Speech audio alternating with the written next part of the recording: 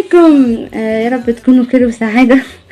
المرة دي أنا مش هقول شعر ولا هقول نصايح ولا هقول أي حاجة. المرة دي حابة أعرفكم بنفسي. أنا ندى عنتر، كنت بنت بكتب شعر، بس مش شعر خاطر وكل حاجة، بس بتخاف إنها توري حاجتها دي لأي حد، إن هو ممكن يتريق عليها، وممكن دلوقتي حابة أعرفكم بنفسي.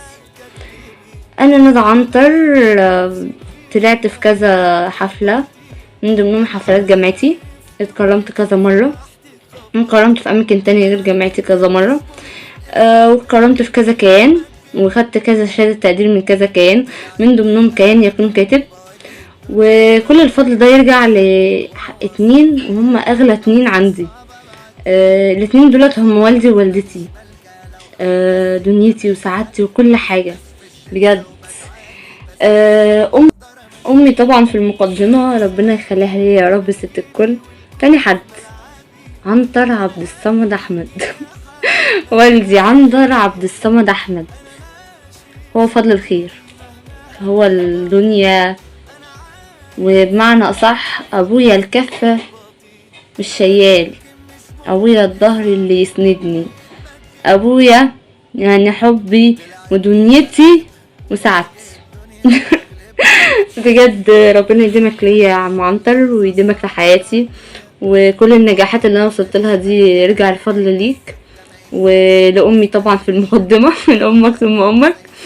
بجد انتوا الاتنين كنتوا اكتر اتنين وقفتوا جنبي في كذا حاجة، فبمعنى اصح مش عارفة اقول ايه، بس بجد هم فضل عليا في كل حاجة، ومهما اقدر اقول مش هكفيهم، مش هكفي جميلهم على.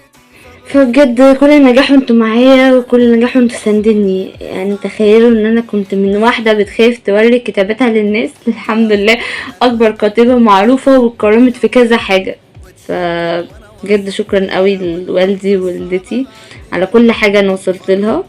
و اي نعم بقى الاقي ناس غريبة في حياتي بتحاول ان هي تظهرني بأبشع شخصية، ومنهم ناس بتحاول تقولني ان انا مثلا مغرورة في نفسي وحاجات تانية كتير، ومنهم ناس بتقفلي في الطريق انها بتمنعني ان انا اوصل، او ممكن هي بتبقى خايفة عامة ان انا وجودي في حياتي في المكان نفسه هيأذيها، وهي عارفة كده.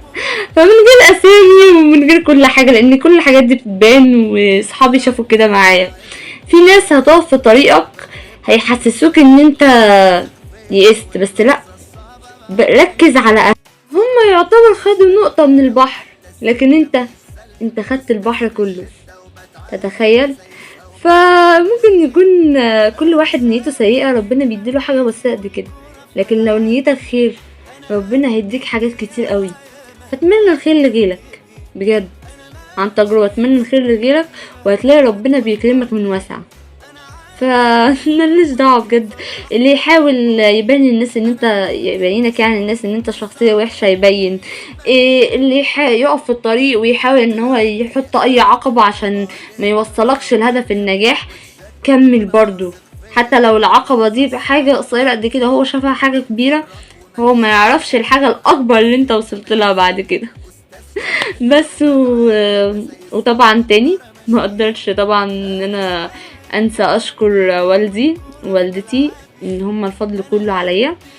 وبجد بجد خليكوا جنب ابنائكم وعيالكم وشجعوهم.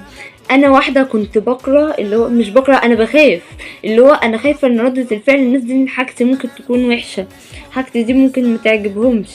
الحمد لله انا بقيت واحده بدخل بكل قلبي في اي مسابقه، سواء مسابقه ارتجاليه او مسابقه عاديه، سواء شعر او كتابه او خواطر او اي شيء، وانا داخله بقلب جامد.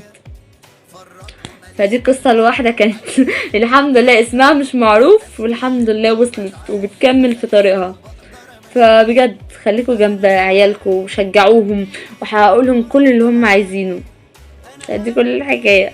واخيرا وليس اخيرا برضو بشكر والدي، دنيتي وحياتي.